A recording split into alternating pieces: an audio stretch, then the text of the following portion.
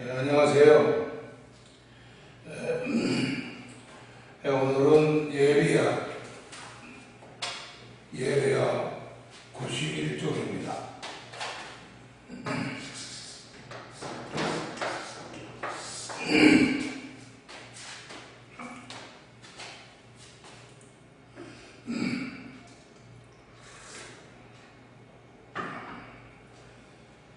세례 신학에 대해서 말씀드립니다. 세례 신학.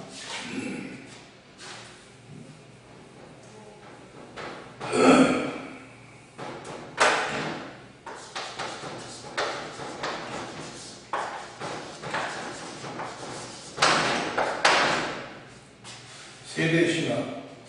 세례는 기독교 초기 시대부터 교회에 입회하는 의식이 됐죠. 칼빈은 세례는 우리 교회의 친교를 허락하는 입회의 표요, 이것으로 말미암아 그 덕에서 접붙임을 받아서 우리가 하나님의 자녀가 된 것이라고 정의를 하고 있습니다. 접붙임, 예수님과 접붙임.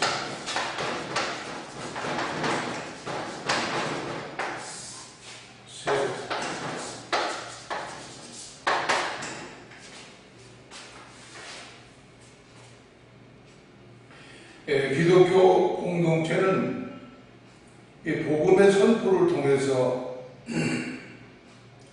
삶으로 부름을 받듯이 세례를 통해서 메시아적 자유를 부름을 받는 겁니다. 그 기독교 공동체는 세례를 통해서 한 인간의 삶 속에서 하나님의 통치의 시작을 실정하고 그 통치의 미래를 향한 공통적 회개를 실정하는 겁니다. 그 다음에 세례의식의 역사를 보겠습니다.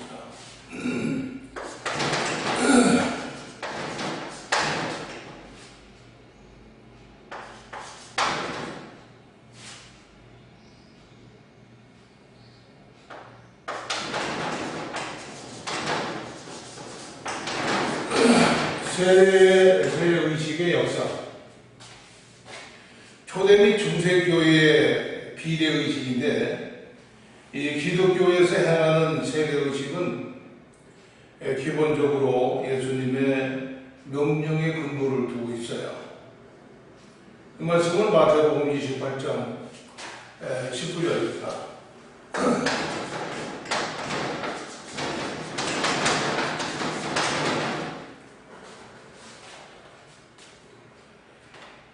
이 세례가 예수님에 의해서 처음으로 시작됐고 또 제자들에게 명령된 것은 아니었습니다. 또한 세례 요한이 광야에서 베풀었던 세례도 요한의 순간적이고 즉흥적인 새로운 방법은 아니었습니다. 세례 사상이나 사역은 일찍이 구역의 유대 민족의 종교 생활 가운데 이미 존재했던 거예요.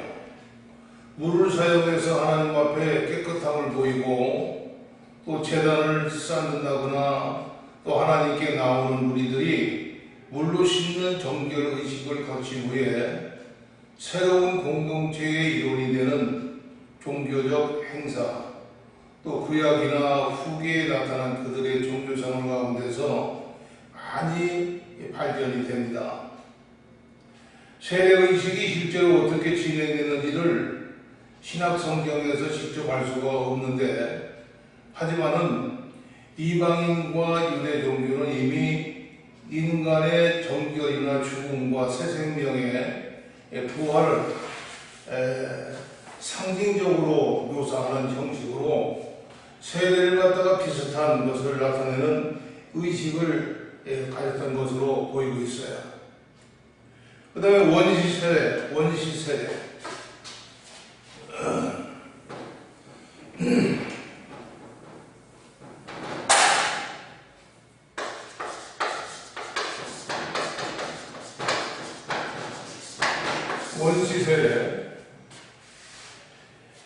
세례 원시적 다음 몇 가지가 있는데, 먼저 하나님 앞에 나갈 때에 거룩한 예전에 참여할 때에는 반드시 물로 깨끗이 씻는 의식을 가졌어요. 이것은 단순히 깨끗함을 보이고자 하는 인간의 자의적인 행동이 아니라 하나님의 명령이라는 점에 서로 주목이 되고 있습니다. 즉 예를 들면 아론이 제사장으로서 제단을 쌓고 또 지성소로 들어갈 때에 거룩한 곳에서 물로 몸을 씻고 자기 옷을 입고 나와서 번제와 희생제를 드리게 했다고 레위기 16장 24절에 말씀하고 있죠. 일반 백성들에게 부정한 몸은 반드시 씻도록 하는 그러한 명령을 하나님께서 하셨던 이러한 율법의 제정은 곧 유대 민족의 종교성 속에서 깊이 뿌리를 내리게 됐고, 나중에는 모든 죄와 더러움을 씻어버리는 의식으로 강조가 됐습니다. 이러한 정결의식에 관한 사상은 에스겔의 예언에서 더욱 분명하게 나타나고 있는데, 에스겔 36장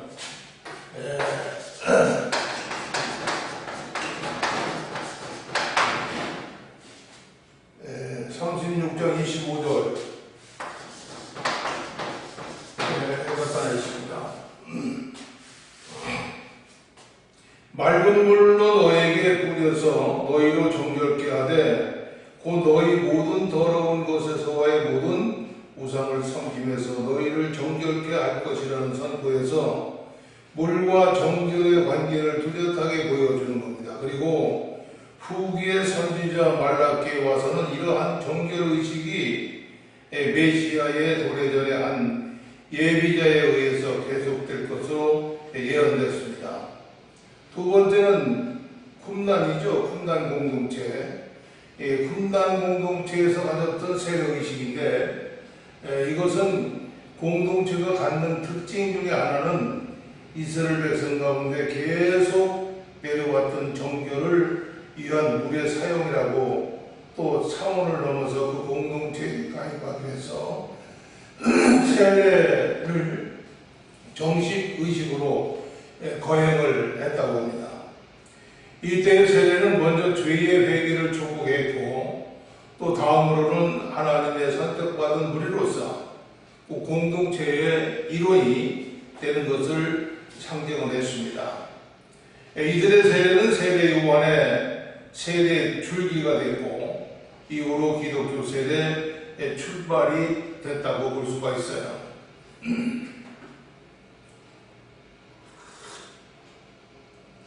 셋째로 유대교로 개종하는 이방인들에게 주었던 세례가 있는데, 이때 세례는 단순히 그 개종자들을 물로 깨끗이 하는 정결 예식에도 끝나지 않고 영과 또 육을 이스라엘 하나님께 바치는 성례론적 성격을 포함하고 있습니다. 이러한 유대교 의식은 예수님의 동등생에 이후까지도 활발하게 진행됐다는 사실이 연구 결과에 밝혀짐으로써 예수님께서 명령하신 세례의 기본 뜻이 더욱 뚜렷하게 됐다고 볼 수가 있습니다. 다시 말하면 복음의 전파와 확장을 유대인들에게만 극하지 않고 사마리아 땅끝까지 전개해갈 것을 명령했던 예수님께서 이 개종자들에게 세례를 베푼 것은 기독교의 입교의식으로 자리를 잡았고, 이것은 기독교라는 새 공동체 형성을 위한 훌륭한 방편이 될 수 있다는 겁니다. 앞으로 복음을 받아들일 이방인들에게 좀 더 철저한 회개와 신앙의 표현, 또 헌신을 다짐하는 세례의식을 갖게 함으로써 그리스도 안에 하나의 사명적 존재로서 인침을 받게 하는 기독교 출발적 과정에 부합하기 때문입니다. 그래서 신학적 모래인은 기독교 세례의 신학과 형태는 유대교의 개종적 세례의 형태와 신학에 기인한다라고 이렇게 얘기하고 있습니다. 끝으로 세례 요한에게서 기독교 세례의 근원을 찾아볼 수 있다. 요한의 사역은 단순히 유대교의 개종자에게 행했던 세례의 의미를 넘었고 적극적인 그 회개의 운동으로서 메시아이신 예수님을 영접할 수 있는 길의 안내가 됐습니다. 이 세례는 유대교의 세례 형태의 새로운 내용과 의미를 갖다가 부여하는 것으로서 곧 예수님의 사역의 출발점이 됐고 그 후에 기독교 공동체의 소중한 성례 의식이 됐어요. 두 번째는 예수님 사도들의 세례입니다. 예수님과 사도들의 세례.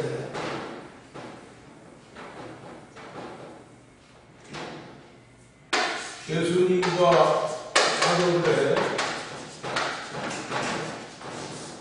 세례.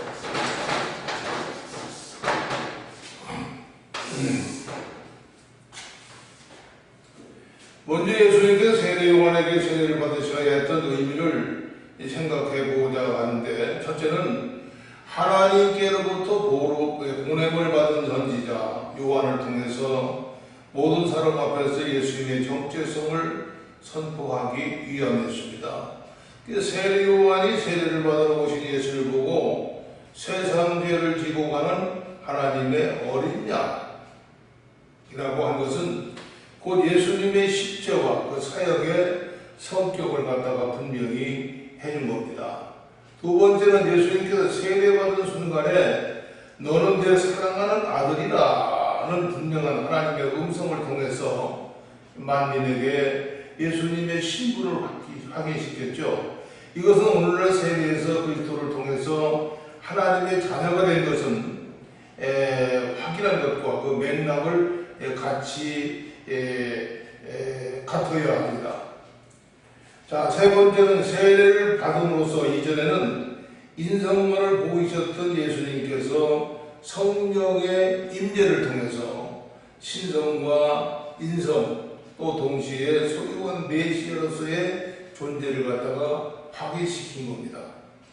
또 우리는 예수님께서 세례에 대해서 어떻게 이해를 하고 있었고 또 무엇을 말씀하는지에 대해서도 살펴볼 필요가 있는데, 예수님께서는 세례를 새롭게 이해하고 있을 뿐이 아니라 최종 명령으로 언급하셨어요. 명령. 그런 세례 요한으로부터 받은 과거의 사건으로서 세례보다 새롭게 다가올 미래의 사건을 가리키는 것으로 세례를 언급했는데, 그 내용은 십자가 순환 곧 오습과 불만의 말대로 메시아의 순환의 종으로서 그 자신의 행동적으로 받을 세례를 예언하였습니다. 행동적으로 받을 세례.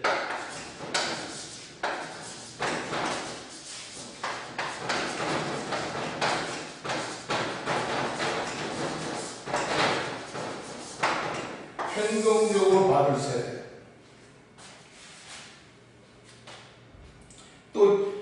또 예수님께서는 마태복음 28장 19절부터 20절을 보게 되면 복음의 전파에 삼위 하나님의 이름 세례를 주도록 명령했죠.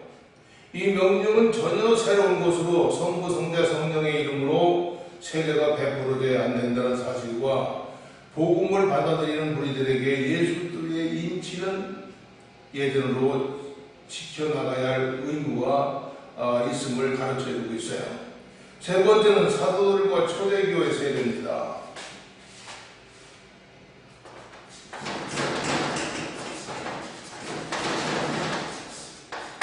사도들과 초대교회 세례.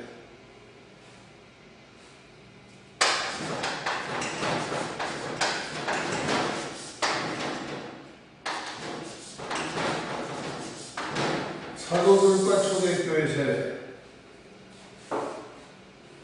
예수님의 명령을 받은 사도들은 사도행전 곳곳에서 보이듯이 세례의 사역을 행했어요. 이것이 최초로 나타난 사도행전 2장입니다. 베드로 설교죠.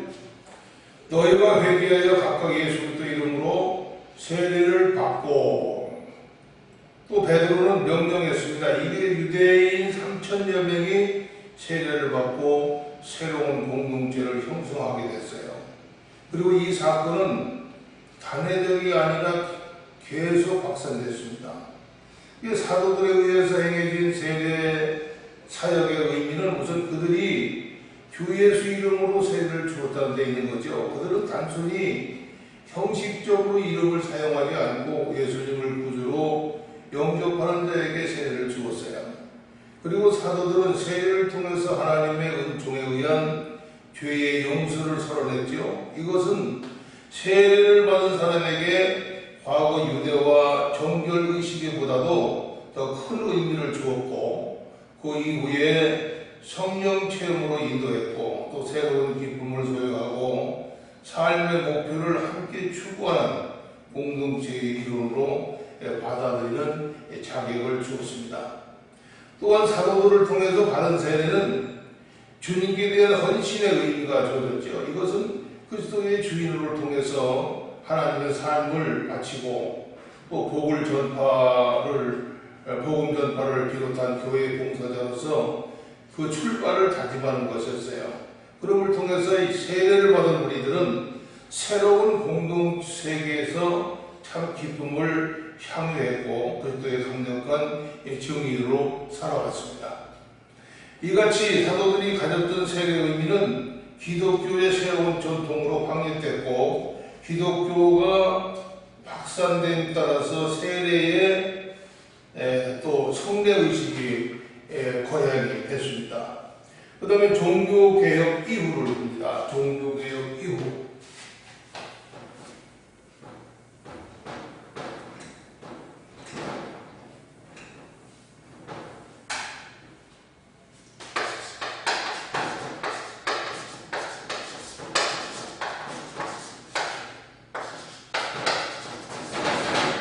종교개혁 이후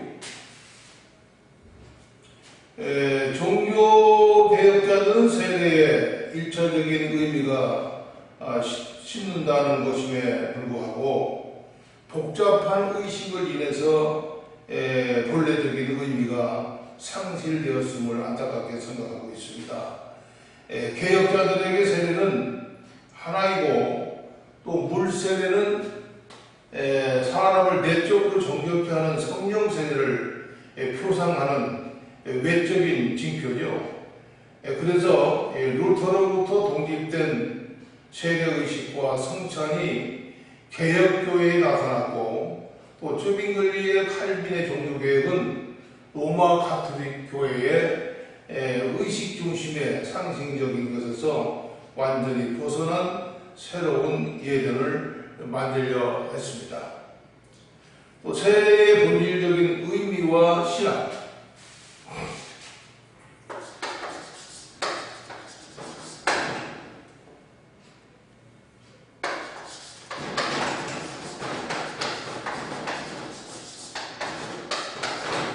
세례의 본질적인 의미와 신앙. 세례의 본질적인 의미와 신앙. 개신교의 예배에 있어 세례를 성만찬과 함께 소중한 성례전으로 지키게 된 것은 특유의 의미가 있기 때문에 오늘날 교회는 본래적인 세례의 의미를 강조하지 않는 채 단순히 하나의 의식으로만 가볍게 지나쳐 버리는 경향을 보여주고 있습니다. 그 결과에 세례 교인임에도 불구하고 교회를 부담없이 떠나는 일을 비롯해서 하나님 앞에서의 약속이 전혀 이행되지 않고 있죠. 세례는 죄의 용서, 또 인치심, 성령의 부여, 예수님의 축복과 또 죽음과 부활에 참여함, 그리고 그리스도의 몸에 연합함, 다양한 의미를 가지고 있어요. 세례는 무엇인가에 대해서 정의해 많은 신학자들이 동일한 입장을 취해왔고 그 중요성에 대해서도 공통된 견해를 가지고 있습니다. 그래서 대표적인 견해로는 칼빈의 세례는 우리 교회에 친교를 허락하는 입회, 표요, 또 그리스도에게 접붙임을 받아서 하나님의 자녀가 된 것이라는 정의가 있습니다. 이것은 폴 틸리아라는 세대는 영적인 공동체에 참여한 인간의 결단이라고 하면서 이러한 인간을 가리켜서 새로운 존재라고 했습니다. 자, 세례는 그 한 인간의 결단에 의해서 주어지는 단순한 사건이 아니라 하나님께서 그 아들 예수 그리스도를 통해서 취하신 절대 주권의 표시고 또 인치주의라는 신주도적 입장을 취하는 겁니다. 이러한 하나님의 중심의 신학적 그 해석을 토대로 존 맥카리 같은 학자는 세례를 구원으로 단기에 속한 하나의 과정으로 보면서 죄의 인정과 회개 또 칭의, 성화 그리고 선택의 순간으로 해석을 했어요. 세례를 좀 더 구체적으로 우리의 삶에 연관시켜보면 몇 가지 의미를 새롭게 찾아볼 수가 있는데, 첫째는 세례는 예수 그리스도의 사람이 되는 결정적인 사건이에요. 또 세례는 그리스도의 연합을 공주적으로 시인하고 그와의 영접을 적극적으로 표현하는 성례의 전이기 때문입니다. 다시 말하면 세례는 그리스도의 연합된 새로운 몸으로서의 출발을 다짐하고 또 공표하는 것으로서 적극적으로 그리스도의 사람이 되게 하는 거예요. 두 번째는 세례는 자신의 죄를 회개하고 하나님의 용서를 받는 예전입니다. 세례를 받을 때 개인적으로 전제되는 일을 내적인 회개와 또 예수님과 그의 복음을 믿는 일입니다. 그렇기 때문에 죄의 회개를 수반하지 않는 세례는 진정한 의미 있는 세례라고 할 수가 없죠. 초대교회 당시에는 세례를 받기 위해서 며칠간 금식을 했어요. 그만큼 준비할 정도로 회개가 강조되어 있고 우선되어 있었다. 세례는 물로 씻음을 의미합니다. 그것은 인간의 죄를 대한 씻음이죠. 그러나 단순히 물의 세례가 죄의 용서를 가져오는 것이 아니라 그 물은 그리스도께서 흘리신 보혈을 상징하고 또 보혈에 의해서 죄의 씻음을 받는다는 신앙의 고백이 우선되어야 됩니다. 세 번째는 세례는 새로운 피조물의 탄생을 의미하죠. 새로운 피조물은 예수 안에서 새 삶을 시작합니다. 이 새로운 삶은 세례 의식에 의해서 시작되기보다는 그 가운데 임재하시는 성령의 역사로 인해서 변화된 새로운 생을 출발하게 됨을 의미하는 거예요. 따라서 세례라는 것은 성령의 선물이라고 말할 수가 있죠. 이것을 칼빈은 새 생명으로 인간을 재형성시키는 성령의 은혜라고 말하고 있어요. 또한 사도 바울은 고린도서 2장 12절 보니까 죽은 자들 가운데서 그를 일으키신 하나님의 역사라고 표현하고 있습니다. 세례는. 네 번째는 세례는 기독교 공동체의 일원이 되게 합니다. 세례에 임한 자는 그리스도 안에서 하나님의 부르심을 받는 자고 택함받는 하나님의 백성이고, 이것은 할례가 옛 언약에서 하나님의 백성으로 한 지체가 되는 연합을 의미하듯이 이제 새 언약의 근거에서 세례를 통해서 또 그리스도의 몸의 지체를 연합하는 겁니다. 이 세례를 받는다는 것은 그리스도로서 공동체 하나 되는 자격을 얻게 되는 거죠. 그러니까 그리스도의 증거를 가지는 겁니다. 그리고 이때 비로소 그리스도의 교회의 연합을 의미하는 성만찬에 참여하게 되는 거죠. 이것은 목회 현장에서 실제 실천적인 의미라고 할 수가 있는데, 대부분의 교회에서는 목사가 세례받는 사람들에게 교회의 진실한 일원이 되고 헌신과 복종을 통해서 주님의 몸된 교회를 섬겨 나갈 것을 약속하도록 규정하고 있어요. 이 세례를 받지 않으면 공동체의 일원으로서 인정을 받지 못하고 교회를 통한 권리와 의무 수행의 책임이 부여되지 않습니다. 세대는 우리 그리스도만을 섬기는 사람들이 이러니요, 또 그리스도를 머리로 하는 공동체의 삶을 확인할 것이어야 됩니다. 그때 우리는 세례를 받는 자는 유대인이나 헬라인이나 종이나 또 자주자나 남자나 여자 없이 그리스도 예수 안에서 하나인이라고 갈라디아서 3장 27절부터 28절까지 말씀하고 있어요. 이 말씀의 의미를 확인할 수가 되는 겁니다. 그 다음에 유아세례 입교의식입니다. 유아세례 입교의식.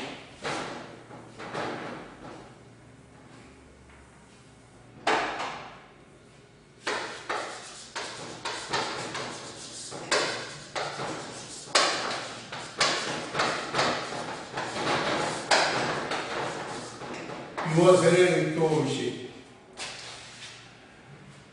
자, 누가 세례를 받을 것이라는 문제에 대해서 개정한 성인의 세례에 대해서는 기독교회의 모든 전통적 교파에 이의가 없습니다. 그러나 어린아이들에게 세례를 주는 것에 대해서는 개신교 내에서 여러 가지 견해가 많이 있어요. 자, 기독교의 역사의 전통을 어린아이들로 그리스도를 통한 구원의 은혜를 입어야 할 자로 여기서 일찍이 그리스도의 세례를 베풀게 하죠. 그러니까 유아들의 세례는 부모의 신앙에 근거하고 또 자녀를 하나님의 자녀로 알고 또 믿음 안에서 잘 자라도록 기독교 신앙의 가르침과 양육이 전제된 가운데 세례를 받도록 하는 겁니다. 유아 세례는 기독교 오랜 전통뿐만 아니라 성경에서도 그 근거를 찾아볼 수가 있죠. 특히 유아 세례는 계약의 원리에서 출원하고 있다고 볼 수가 있습니다. 하나님께서 아브라함을 불러서 그의 백성으로 삼고 또 언약의 백성이 되게 하신 역사적 사건 속에서 아브라함의 자녀들은 난지 8일 만에 할례를 받았어요. 하나님의 백성된 표를 삼았다는 거죠. 그러니까 이러한 은혜의 언약은 구약과 신약의 동일한 영적 언약이었고 이것이 표적인 할례와 세례도 영적 의미에서 동일하기 때문에 구약에서 어린아이들이 할례를 받았으니까 새 언약의 세례 역사 어린아이들이 받는 게 당연하다. 또한 세례는 유형교회에 가입하는 증표이므로 할례와 마찬가지로 어린아이들도 받아야 한다. 두 번째는 사도 시대에 온 가족이 함께 세례를 받는 사건을 볼 수가 있어요. 디모데후서 1장 16절, 또 고린도전서 1장 16절, 또 사도행전에도 있습니다. 근거로 많은 학자들은 그 가족에 속한 어린아이들이 세례를 받았다고 주장하고 있어요. 이러한 성경적 근거는 유아세례의 정당성을 증거하고 있죠. 그러나 침례교파의 예배신학적 프랭클린 지글러 박사는 구원은 개인의 신앙 경험에 기초함으로 유아세례는 기독교 신학에서 설 자리가 없다고 말하고 있습니다. 그런데 교회의 부모는 자녀를 봉헌하고 훈련시킬 책임이 있으나 자녀를 위해서 구원하는 믿음을 대행할 수는 없다고 볼 수가 있죠. 그러니까 한 가족이 예수를 대표로 예수 믿고 다 천국에 갈 수는 없다는 얘기죠. 그러나 이것은 세례에 대한 잘못 이해하고 있는 것이라고 하겠습니다. 세례는 봉헌이 아니고 세례에 있어서 무엇보다도 중요한 것은 사람의 신앙의 고백이 아니라 하나님의 은총으로 세례는 하나님의 주도 행위라고 볼 수가 있어요. 그러니까 대부분의 기독교에서는 유아세례의 필요성을 적극 고수하고 있죠. 비록 어린아이들이 성례전의 의미와 내용을 모른다 하더라도 그리스도의 몸에 연합시키는 것은 깊은 의미를 가진다고 볼 수가 있습니다. 그리고 기독교 공동체 속에서 성장하고 그 안에서 그리스도의 인친 몸임을 스스로 깨달아가도록 하는 것이 매우 가치 있는 일이죠. 그러나 무엇보다 중요한 것은 자녀들이 성장하고 분명한 신앙 고백을 하도록 해야 한다는 거죠. 이것 때문에 우리 유아 세례는 무엇보다 부모의 신앙과 그들의 책임 있는 서약에 깊은 관심을 두고 있어요. 그래서 박윤선 박사는 유아 세례 시의 부모에게서 확인할 신앙의 정도를 다음과 같이 설명하고 있는데, 첫째는 그리스도의 피로 씻음과 성령의 새롭게 하심에 대한 신앙을 알아볼 것, 둘째는 구원은 하나님께 그리스도 말미암아 대한 믿음을 알아볼 것, 셋째는 자녀를 하나님께 바칠 것과 그 자녀를 위해서 기도하고 주님의 교훈으로 가르칠 만한지 알아볼 것. 부모는 자녀들이 신앙 안에서 자라도록 돌보고 교육을 해야 합니다. 이러한 교육 과정이 끝나면 부모의 신앙에 의해서 받은 세례를 이제 자신의 신앙 고백으로 스스로 책임지고 받아들이는 견신대라는 의식을 행하죠. 이 견신대는 뭡니까? 대개 만 15세 이럴 때 입교응답이라고 하는 작년 세례 동일한 문답을 하면서 서약을 하고, 또 그 다음에 예수 그리스도를 자신의 구세주로 영접하고 새로운 존재로 삶을 살아가겠다는 확인을 한 번 더 고백하는 과정입니다. 이거를 로렌스 스투키 교수는 계약의 새로운 갱신이라고 부르고 있어요. 계약의 새로운 갱신. 이게 근본적으로 입교는 그리스도와 연합하는 세례를 유아 때 받았던 자들이 성장 기간을 거쳐서 일정한 여정에 이를 때 교회가 기독교의 교리에 근거한 신앙교육의 과정을 베풀고 그 과정을 마친 자들을 교회의 이름으로 환영하는 예시라고 할 수가 있습니다. 그 다음에 성만찬.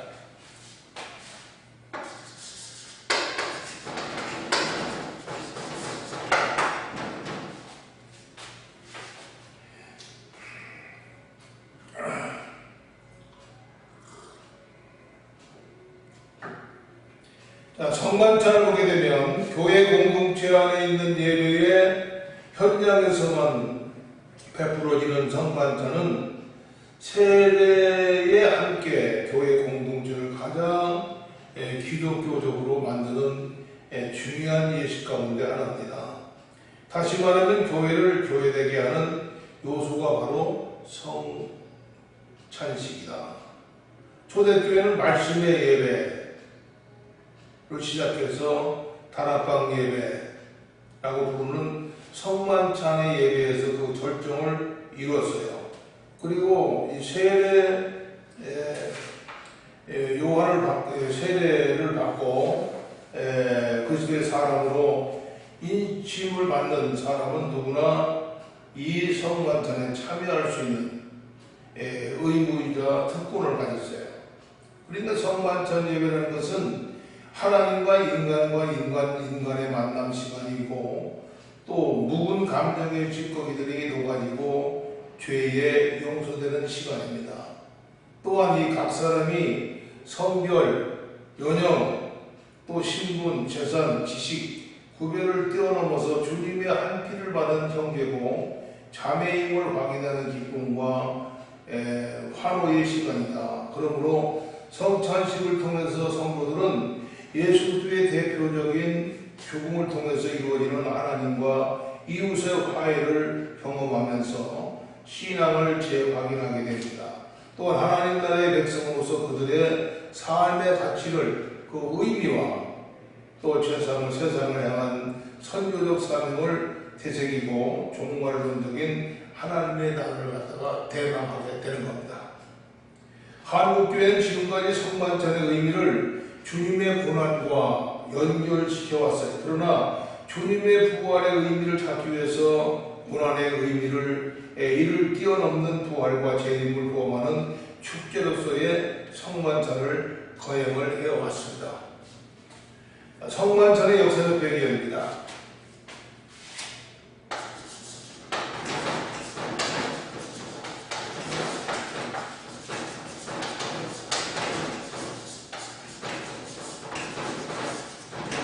성만찬의 역사적 배경. 성만찬 예배는 그리스도의 명령에서 출발하죠. 또 그리스도께서 잡히시기 전 마지막 유월절 만찬 석상에서 제자들에게 부탁을 하셨는데, 이것을 행하여 나를 기념하라 그랬죠. 고린도전서 11장 24절 말씀 보면, 사도행전 2장도 42절 보게 되면 누가는 초대교회가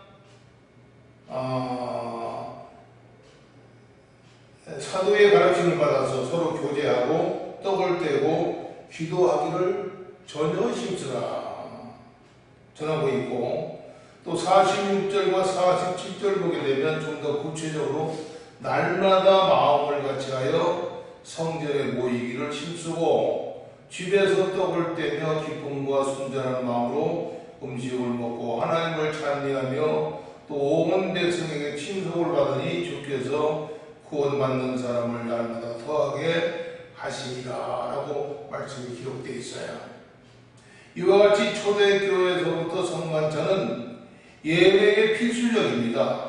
중심이 된 순서였어요. 그러니까 말씀을 통해서 시작된 예전은 다락방 예전에서 절정을 이루었고, 또 세례교인은 성만찬에 참여한 권리와 의무를 갖게 됐죠. 그러니까 오순절 성령 강림 이후에 초대교회가 사도의 가르침을 받았어요. 서로 교제하며 떡을 떼고 기도하기를 전혀 힘쓴 이후에 말씀과 성만찬 중심의 예배를 전통한 처음 4세기까지 큰 변화 없이 지속이 됐습니다. 그러다가 313년 로마의 콘스탄티누스 제례가 기독교를 공인하면서부터 예배 여러 가지 문화적인 요소들이 첨가되기 시작했죠. 중세 이후에 종교개혁 당시에 서방교회 예배는 심각한 정도로 원래의 모습에서 벗어나 있었습니다. 자, 이러한 현실에서 벗어나서 서방교회의 잘못된 관행을 고치고 성경으로 돌아가려 했던 종교개혁자들은 예배를 대폭 간소화하거나 삭제시킴으로써 미사 중심의 예배를 설교 중심의 예배로 바꿨습니다. 그 후에 가톨릭 교회는 성만찬 중심의 예배로, 개신교회는 성만찬에 빠진 설교 중심의 예배로 변질됐어요. 그러나 종교개혁자들 중에 성만찬 중요성을 무시한 사람은 아무도 없고, 루터나 칼빈은 매일 성만찬 예배를 실시한 것을 주장했지만 찌빙거리는 비롯한 많은 사람들의 주의 만찬을 은혜의 수단으로 인정하지 않았고, 동시에 예배에 꼭 필요한 것으로 생각하지 않았습니다. 이와 같은 종교개혁자들의 성만찬에 관한 통일되지 못한 전해들이 말씀을 중시하고 성만찬을 갖다가 소홀히 하는 원인이 되기도 했어요. 그 다음에 성만찬의 유래를 봅니다.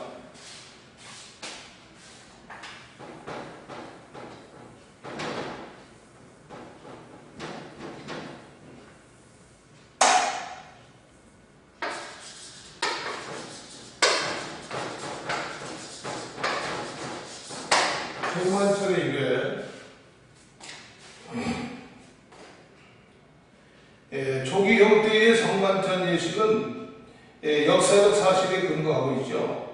그래서 성만찬에 관해서 신약 성경이 제공하는 자료는 마태복음 26장 26절부터 29절, 또 마가복음 14장 22절부터 25절, 누가복음 22장 15절부터 20절까지, 또 고린도전서 11장 23절부터 26절까지 말씀이 기록되어 있습니다.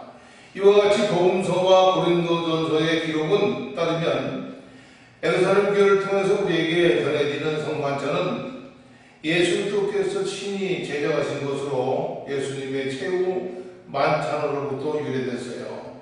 그 예수님의 최후 만찬의 기운을 6월절에 두는 그 이유는 공간복음서 기자들의 기록이 6월절 성격을 강하게 나타내고 있고, 최후의 만찬이 6월절 하루 전에 예수님께서 6월절을 언급하는 가운데 행해졌기 때문입니다. 신약학계의 권위자인 에레미야서는 복음서의 기록 속에는 그 만찬의 6월절 배경을 가리키는 11가지 사실들이 있다고 밝히고 있어요. 첫째는 최후의 만찬은 거룩한 성 예루살렘에서 거행됐어요. 두 번째는 예수님과 그의 제자들에게 식사를 위한 방이 소란 없이 제공됐습니다. 세 번째는 밤에 거행됐죠. 네 번째는 소수의 남자들의 무리가 함께 모였고 유대 가족적 만찬에 가족적인 분위기가 유지됐습니다. 다섯째는 제자들이 상에 기댔어요. 여섯째는 빵을 떼기 전에 어떤 음식이 먼저 나왔습니다. 일곱째는 유월절의 독특한 특징에 붉은 포도주를 마셨다. 여덟째는 이 만찬은 자선 행위와 관련됐다. 아홉째 만찬은 시편 113편 18편에서 발치된 찬양으로 끝을 맺었습니다. 자, 열째는 6월절에 일반적으로 있었던 성경 강해 순서의 빵과 포도주에 대한 주님 말씀이 자연스럽게 이루어졌습니다. 11번째는 적신 빵 조각. 사용은 그 만찬의 특징에 대한 증거에 안하고 또 적신빵 조각은 애굽의 노예 생활에 혹독함을 기념하기 위해서 특별히 준비된 소수의 찍은 빵 조각으로서 연례적인 잔치에 속한 것이라고 마가복음 14장 20절에 말씀하고 있어요. 이상과 같은 사실은 복음서의 기자들 모두가 일치된 견해로서 기록한 것을 정리한 내용인데 이 기록과 함께 지속된 성만찬의 전통은 일반적으로 6월절 만찬을 성만찬의 근원으로 이의 없이 받아들인 겁니다. 그러나 최근에 유대인들이 관습과 성만찬 비교 연구한 발표들을 나왔는데 그 가운데 보면은 유대인들의 관습 중에 하나인 식탁 모임, 말하자면 키디쉬 관심을 갖게 됐고 이로 인해서 키디쉬가 최후의 만찬과 관련해 있음을 주장하는 견해가 생겨났어요. 그러니까 키디쉬는 랍비의 그의 제자들이 안식일이나 특별한 명절을 종교적 차원에서 준비하기 위해서 식탁에 함께 모여서 식사를 나누는 관습이죠. 이때 이들은 간단한 식사로서 빵을 먹었고 또 포도주에 물을 섞어서 서로 돌아가면서 마셨고 그 후에는 기도를 했습니다. 이러한 모임은 주로 메시아를 기다리는 무리들에게 경건한 생활을 지속하기 위한 것이었다고 볼 수가 있어요. 이러한 키디시 행사가 제자들의 3년간 생활 속에서 계속해서 행해졌을 거라는 추측이 긍정적으로 받아들이고 있는데 그 근거는 성만찬을 가리키고 최후의 만찬이라고 부른다는 점입니다. 최후의 만찬은 지금까지 키디시를 행해온 것 중 최후의 것이라고 유래된 것을 주장하고 있어요. 이것은 최후의 만찬이 6월절 식사였다는 전통적인 견해를 갖다가 반격하는 새로운 주장을 볼 수가 있어요. 비록 복음서 최후의 만찬이 6월절을 준비한 그 식탁으로 기록됐다는 할지라도 그 실제적인 맥락은 키디쉬에서 찾아보는 것이 타당하다는 증거로서 맥스웰은 6월절과 최후의 만찬의 차이를 다음과 같이 지적을 하고 있습니다. 엄연히 말해서 6월절은 가족적인 축제고 또 키디쉬는 남자들의 모임이었어요. 그러니까 6월절에는 어린 양을 잡았으나 최후의 만찬에는 양이 없었습니다. 6월절은 누룩 없는 빵이 사용됐으나 키디쉬는 누룩 있는 빵을 사용했습니다. 또 6월절에 이런 개의 컵을 여러 개의 컵을 사용했으나 키디쉬에서는 단 하나의 컵을 사용을 했다. 그러니까 6월절에는 출애굽 말씀이 있었으나 키디쉬에는 출애굽 말씀이 언급되지 않았다. 이렇게 지적하고 있습니다. 최후의 만찬이 키디쉬에서 근거하는 또 하나의 증거는 요한복음의 기사이죠. 요한복음 18장 28절 보게 되면 너희가 예수를 가야바에게서 관정으로 끌고 가니 새벽이다. 너희는 더러움을 받지 아니하고 6월절 잔치를 먹고자 하여 관정에 들어가지 아니하더라는 말씀에 근거해서 사도 요한은 예수님께서 잡히신 것은 6월절 잔치를 먹기 전이라는 견해를 밝힘으로써 최후의 만찬은 다락방에서 마지막 날 밤에 빵과 잔을 나눈 것뿐이지 6월절을 기념하는 것은 아니고 결국 최후의 만찬은 키디쉬였다는 것을 말하고 있습니다. 최후의 만찬은 키디쉬에는 전혀 없었던 새로운 말씀이 첨가됐는데 그것은 주님께서 받으라 이것이 내 몸이라. 이것은 많은 사람을 위하여 흘리는 언약의 피니라 이 말씀하신 거죠. 그러므로 습관적으로 약에서 보는 키디슈의 성만찬 제정의 말씀이 주어짐을 통해서 유대인의 키디슈가 기독교의 성만찬이 되었다는 겁니다. 자, 이러한 주장들은 성경에 명확히 기록되어 있지 않고 비성경적인 비명을 받을 가능성이 없지 않으나 유월절을 비롯한 식탁의 관습은 하나의 민족이 지닌 문학적 또 유산이라는 그런 차원에서 재평가를 해볼 수가 있습니다. 그러나 성만찬의 배경에 유월절 식사이든 키디시든 또는 다른 어느 것이든 이것은 단지 유대적 배경에 불과할 뿐이죠. 중요한 것은 주님께서 이러한 형태의 식탁을 이용을 하셨다는 새로운 성례전으로서 성만찬을 갖다가 제정하였다는 사실입니다. 또한 이 식탁은 제자들과 함께 단순한 식사만을 나눈 것이 아니라 하나의 성례전으로서 제정된 최후의 만찬이었습니다. 그러므로 성만찬은 전적으로 독특한 기독교적 전통이고 유대적 배경과 전 역사가 무엇이든 간에 기독교의 성만찬은 예수님의 최후 만찬으로부터 유래된 것으로서 예수님께서 친히 그것으로 미래 구원의 새로운 희망을 제시해 주셨다는 겁니다. 이 최후의 만찬을 성례전으로 제정하신 과정은 다음에 7단계로 쇄분해서 살펴볼 수가 있어요. 첫째는 먼저 주님께서 빵을 취하셨다. 먼저 빵을 취하셨다.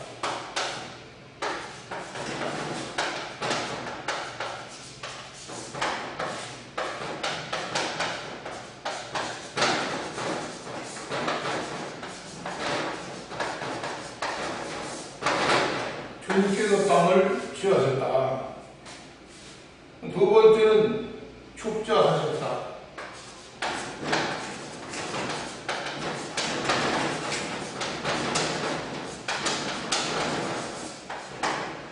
축사하셨다. 그 다음에 세 번째는 그것을 쪼개셨다.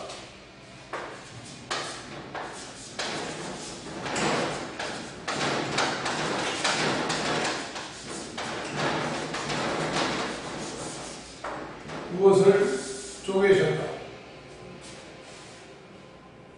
그 다음에 네 번째는 제자들에게 나눠주면서 받아 먹으라. 이것은 내 몸이라. 그랬어요.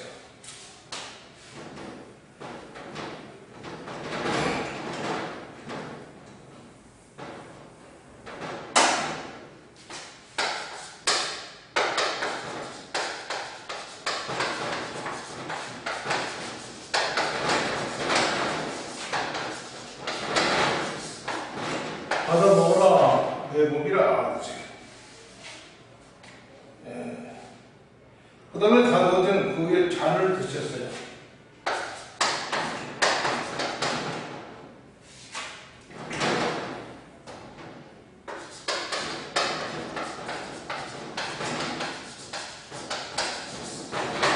잔을 드렸다. 여섯 번째는 감사 기도를 드렸다.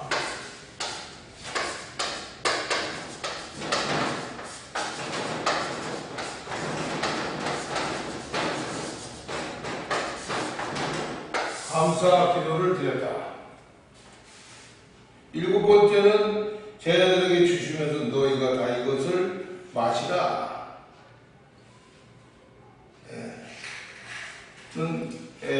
죄사함을 얻게 하려고 많은 사람을 위해서 흘리는 바에 나의 피고 언약의 피니라. 언약의 피니라.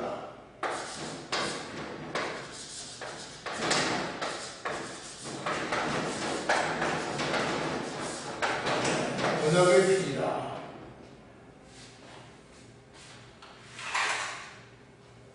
이상과 같은 7단계의 성만찬 제정의 기독교 성례전의 최초 모델이고 가장 근원적인 형태입니다. 이 예전을 주님께 다시 오실 때까지 계속 행하는 것은 진실한 교회 모든 성도들이 참여하고 할 인물이라고 볼 수가 있습니다. 자, 오늘은 여기까지 하겠습니다. 수고하셨습니다.